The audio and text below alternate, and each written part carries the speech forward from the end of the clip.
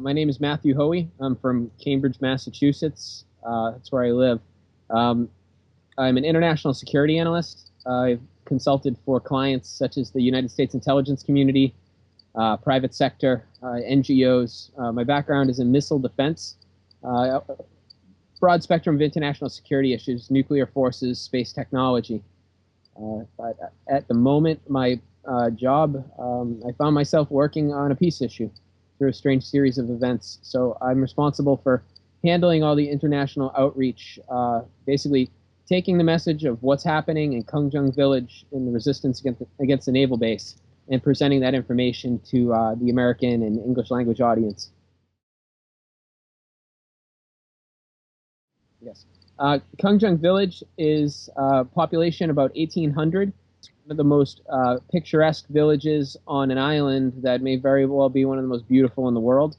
Jeju Island is located off of the southwest coast of South Korea, a little less, just a hair less than 300 miles from the Chinese mainland. It is a 3-time UNESCO World Natural Heritage Site designee. It's the only single geographic point on the planet that has such a designation. It's home to 9 UNESCO geoparks. It's designated a global biosphere reserve. It's incredibly unique. It's one of the great treasures of all humanity. At the moment, I'm sitting probably about 20 yards from the perimeter fence of the naval base. It's one of the largest naval bases on the planet. It's under construction, about 10% complete.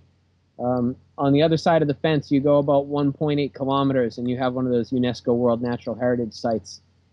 During the day, if I put the camera up over the fence, you'd see one of the most beautiful shorelines you've ever laid your eyes on.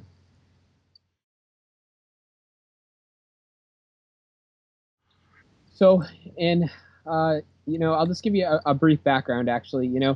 Jeju Island was designated the Island of World Peace, and this was done in 2005. The reason for this designation was the South Korean government, starting in 1948, committed a genocide against its own people. Here on Jeju Island is where it happened. 90% of the villages were burned to the ground. An estimated 30 to 60,000 people were killed. 1 in 3 were either women or children. So there's a very painful history. So you flash forward, and it took them a long time to come to terms with this, but President Roh, the now since deceased former president, designated Jeju the Island of World Peace. They gave them about 10 months with that designation, and they stuffed a military base down their throats. So, if you ask the military would say that they had a vote and the people asked for this base. Truth be told, population 1,800, 87 people had the opportunity to vote to approve this military base. So 87 people chose the destiny for an entire village, for an entire island. And so we have this military base here under construction.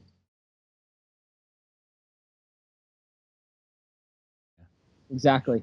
So the vote that led to the base with the 87 votes, the mayor who saw that was immediately sacked by the village. The new mayor came in, conducted a vote. When everybody had an opportunity to take part in the referendum, 94% of villagers said they were against it. Of course, the government and the military said that we're not going to honor that vote. That mayor that took control of the village and is actually leading this resistance, at this moment, he's sitting in a prison on Jeju Island. It's shocking. He's sitting in a prison for trying to defend his village against an illegal vote and a illegal military base. The base is going to be home to up to 2 aircraft carriers, 2 subs, 20 destroyers, the Aegis ballistic missile defense system. It's a bullseye on these people who have already been through so much.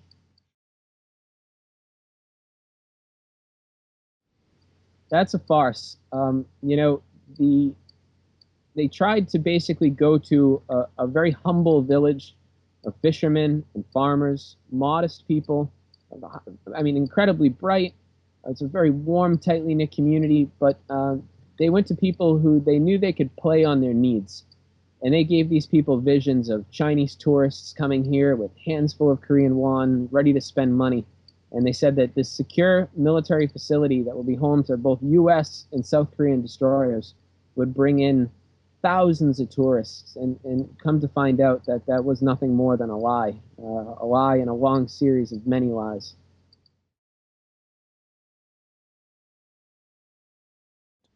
Well, they've been mobilizing actively for 5 years now, 24 hours a day, 7 days a week, all around the clock. And at this moment, about a 10-minute walk from here, the entire community is on a street corner having a concert and a candlelight vigil.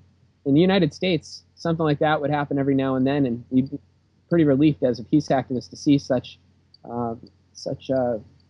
care, such resistance to militarism. Here in Gangjeong, it's every single night. This is an active, nonviolent resistance, unlike anything I've ever seen in my life. And we've had people from the older generation here, and they say the same thing. This is the front lines in the war for international peace.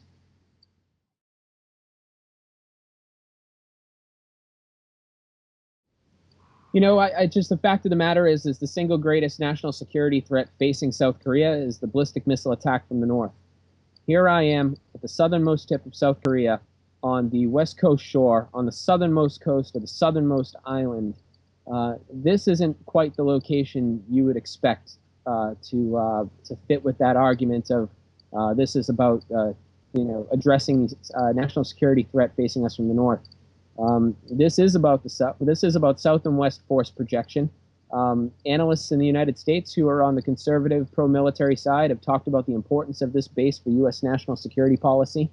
And at this point, the South Korean Navy is not hiding the fact that this is about China. This is about this very crucial maritime area. I was at a conference, which explains the proper dress. I usually don't dress in a shirt and tie when I go to construction sites. But I was at the United Nations South Korean government's 10th annual disarmament conference on Jeju Island. And I was told by a gentleman that who has ties to the U.S. military. I'm not going to name him, of course. But he says to me that, Matt, you have to realize that things aren't going good for us right now in Japan, and it'll be nice to have another place to put our ships. He was referring to Okinawa. So, the Warhawks aren't being shy. They know how important this base is. And he finished the conversation when I said, well, is it going to be a formal port? Or how does this work to bring U.S. ships in? He says, Matt, any port in a storm. That's how it is with Korea. When the storm hits, we can use whatever we want.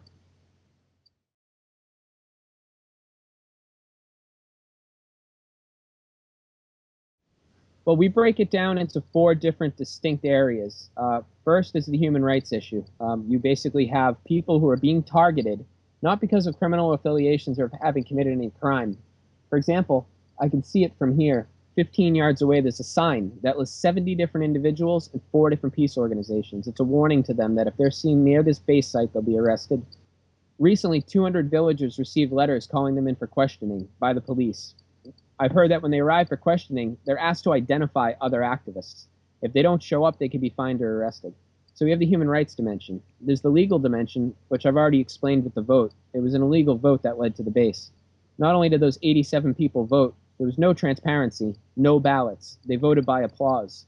And a local newspaper called Halla Ilbo, here on Jeju Island, reported that the base was approved a couple hours before the vote was even complete. We go to environmental. I connect environmental to cultural. If you go over that fence, they've recently discovered human remains and sites of a village that dates back more than 2,000 years. It's a very important site in terms of the cultural heritage here in Jeju Island. The Navy's doing their best to just tear through this as quick as possible to prevent any more archaeological excavations. So there's a lot of different things pushing and pulling on one another. It's a unique situation. You don't run into this very often with base construction projects.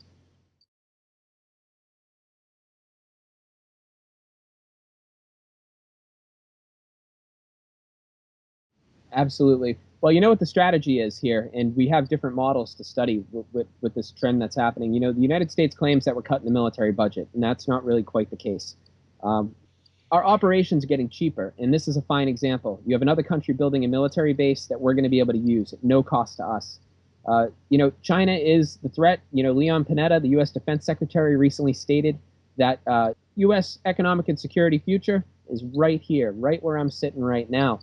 But if you look on a map and you look at China, This base that's being built here and will be outfitted with the Aegis ballistic missile defense system, we're selling that same system to India. We've sold the same system to Japan. We've sold the same system to Australia. So you have this half circle that's coming around on China. And then there's also the buildup coming out of Eastern Europe with missile defense. We're not going to do it alone. We're diffusing the responsibility. We're distributing the responsibility. We're going to distribute the damage, the wreckage, the casualties, and the spilling of blood. Other people will share the damage with us. So, I mean, the United States can barely wage the 2 wars we're involved in now. The trick is to make sure that when the time comes, if it comes, that there'll be U.S. ships in this port. You know, when I bring that up to South Korean military officials and say that, is your government prepared for a rapid escalation scenario between China and the United States, where, God forbid, the USS George Washington's in your port? Do you know your country is going to be pulled into our war? And are your people prepared to spill their children's blood for a United States national security failure? And once the ships get here, that's pretty much, they lose control of their destiny. South Koreans will lose control of their destiny here on this island. Their future will depend on U.S. strategic policy.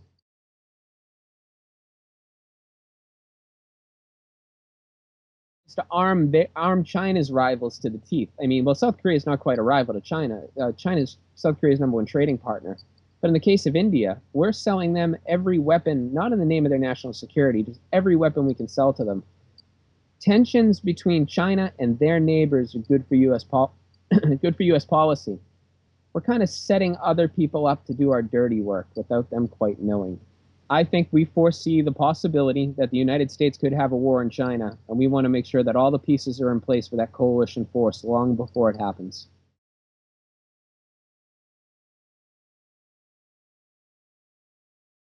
Absolutely. You know, the most important thing here for the villagers is they want people to know the story of their struggle. They've been fighting for 5 years now.